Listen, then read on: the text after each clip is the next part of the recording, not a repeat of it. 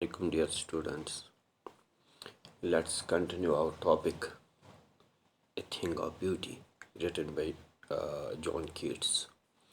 Uh, Before we discuss the questions given at the end of the poem, let's discuss many more things about the poem. First of all, I think of it is a thing of beauty. You know, the very first line says, "Thing of beauty is joy forever." It means a beautiful object, natural or artificial, makes a person happy for a long time. Even if its beauty fades, means we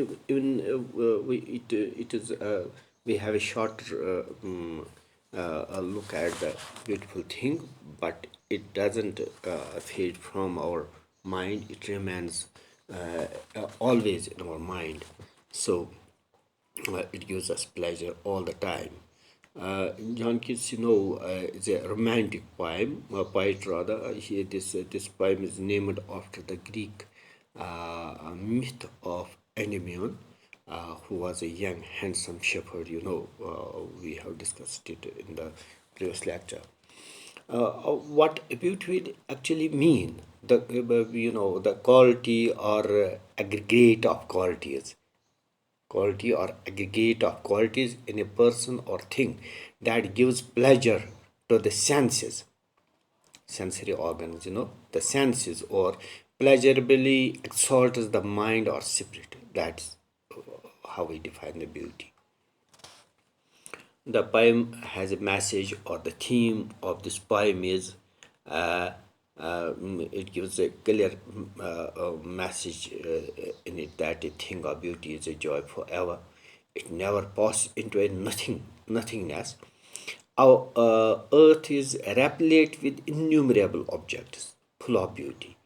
These enliven our spirits and remove the pall of gloom. Anything that gives us gloom, makes us sad, makes us gloomy, that is the pall of gloom. And despondency means they enliven our spirits, and remove the pall of gloom and despondency, misery, sadness, and sufferings from us. What? The beautiful thing means beautiful things. They remove all these things from our life and make us happy, make us pleasant. This the theme of the poem. The rhyme scheme of the poem is AABB, and meter it is written in a rhyming couplets in iambic pentameter because it's a epic poem. That's why it is called heroic couplets. It is written in that heroic couplets. So in brief, if we summarize it, we say that the a thing of beauty, beautiful thing that gives a joy to anybody, and always, forever means always. So it never fades. If you have a shorter look at some beautiful thing, it never fades, but it remains. It, instead of fading, it enhances, it increases. And it has, the poet has just compared it to just like a bower. Bower is a pleasant shady place under trees. When somebody sits there, and that bower that gives you, pleases you, gives a lot of pleasure. So this any beautiful thing is just like a bower, and you can have just and sleep. You can sleep there. You can have a sweet dreams there, and it is vibrant with life. Therefore, on every morning or every next day, you are always, because you desire to live longer, live further. So you are attached to, you just wreath means surround or cover yourself with these flowery band in order to bind yourself to the earth, to love with these beautiful things. And that's how the poet has said here in these lines. And Besides that, there are things just like the inhuman dearth of noble nature means the people are here those who lack the what's called the noble characters, noble nature. So these things are there. We lack that. People of these inhuman dearth of noble nature is there. So that makes the life gloomy. But it is the beautiful things that remove the darkness from our hearts, from our mind, from our soul, and make us happy and pleasant. There, besides these, from the poet has cited many examples of the things that those are beautiful, like sun, moon, and other beautiful trees, young trees, old trees, and they gave us shade, and we enjoyed under their shade. And even the sheep that is the symbol of weakness that sleeps under it gets the becomes happy and pleasant. And the daffodils are there, the greenery of other things is there. They are the beautiful things. They have the everlasting impression on our mind. And the clear rivers means the small streams that flow through, and they have that has the waters, clear water, and cooling. They have the cooling covers means a thicket in which one hides. That's called the cooling cupboard. And against the hot season, the summer, scorching summer, one can go there and just hide in those cooling cupboards and just enjoy the shade of that.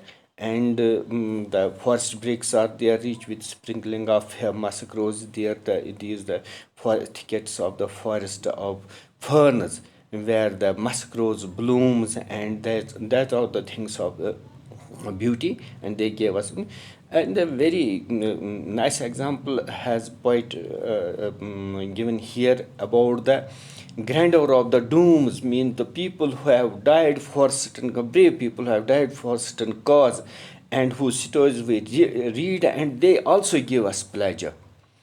And all these beautiful things are just like the nectar, means heavenly drink, and they soothe us, that those are pouring unto us from the heavens brink, means they have been bestowed to us by God. And so these beautiful things make us happy and all that. And this is all the summary given in here so far. Now let's discuss the questions.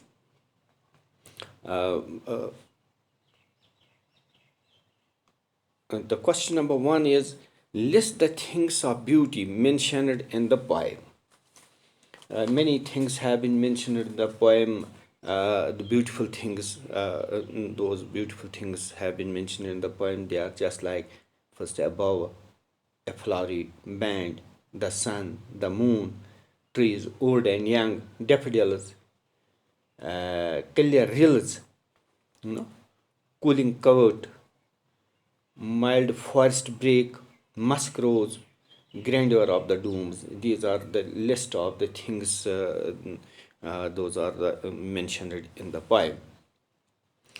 Question number two is, list the things that cause suffering and pain.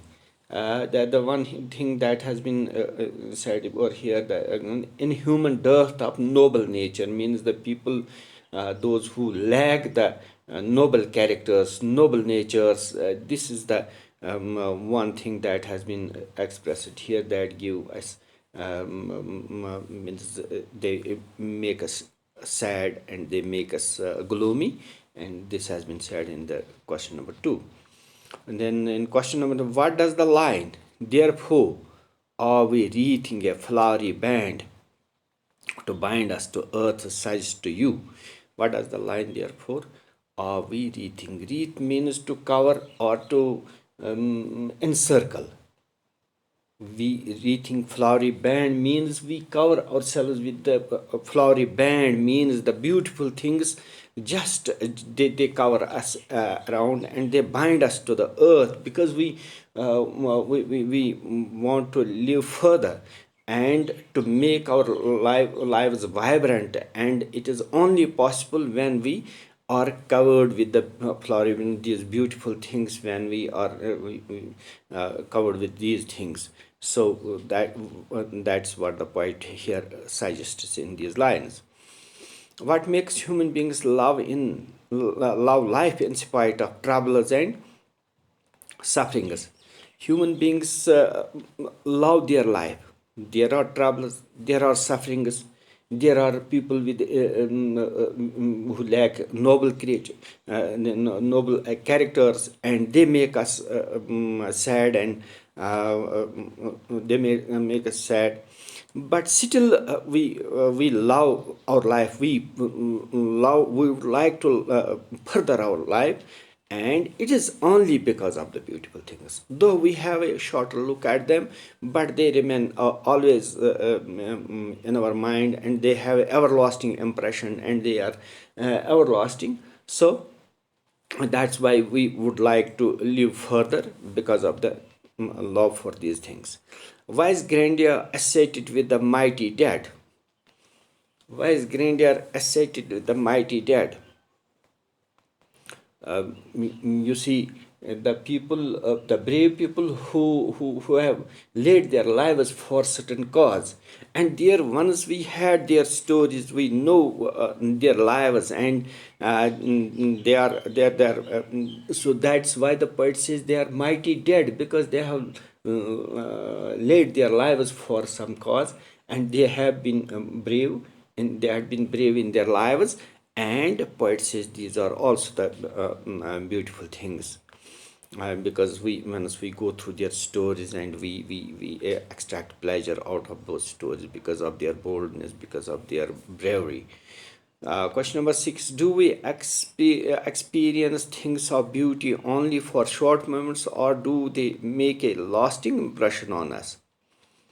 Experience, no, they make a lasting impression. They don't fade, they don't remain for a shorter period, they remain, that they have the everlasting, means they remain forever in our minds. So the poet says like this in the very first line, very first sentence. He says, a thing of beauty is joy forever, its loveliness increases, it will never pass into nothingness, meaning it doesn't remain for some shorter period, it doesn't fade, it remains forever. So that's why the poet says lasting impression. Question number 7: what images does the poet use to describe the beautiful bounty of the earth? Many, he has just extracted, he has just depicted many images in his poem, and so these are the bounties of beautiful bounties of the bounty of the earth. For example, above, we already know that is a shady place, a shady place under trees. Daffodils, the daffodils is a flower.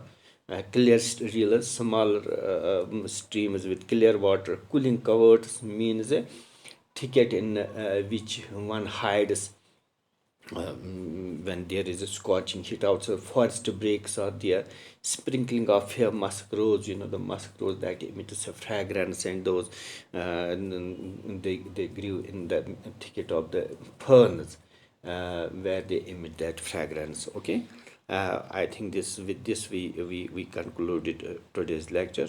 Khuda Hafiz.